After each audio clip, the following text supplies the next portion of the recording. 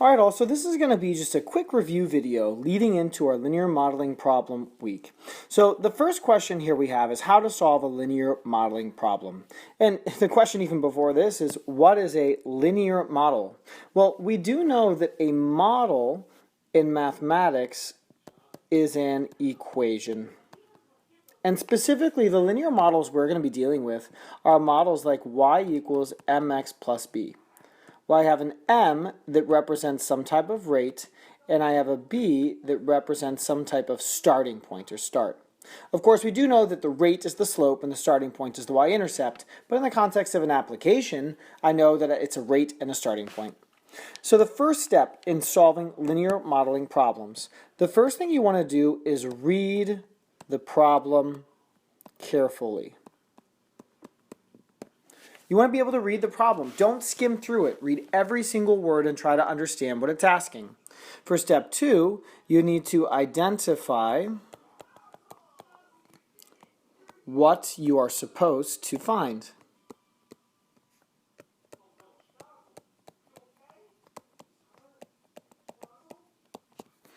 So after you read the problem, really try to figure out what it is they're asking you to do or asking you to find. The next step is to identify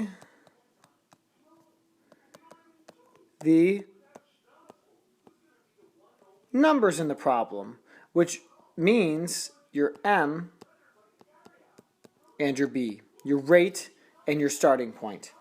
Now I can say as a side note to this that your m, which is your rate, normally has a couple of different ways you can find it in the word problem. For one, that's going to be anything that has the word per. It's going to be anything that has a backslash, or anything that has a, and then it's going to say a unit of time. So that could be a week, a day, a year. The last thing that we want to be able to do then is we want to be able to write and use our model.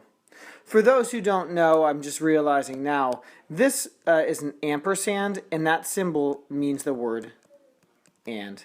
So we want to write and use our model. So those are the steps to solving a linear word problem. Now, there are 3 different types of linear word problems. There's a type that's called a constant type, which means that when you graph it in Desmos, you're going to end up getting just a constant line. It's going to be a flat line that looks like that, where I have a slope or a rate of 0 and some starting point. The second type of linear model is going to be an increasing model. That's represented by, again, a line that starts at a certain point and rises from left to right. The last type is going to be a decreasing model. And for that type of model, it's the opposite of increasing. It falls from right to left. So this is your quick little review video workshop of linear models. Please make sure you go back through, you take appropriate notes, and use this in the context of the assignments this week.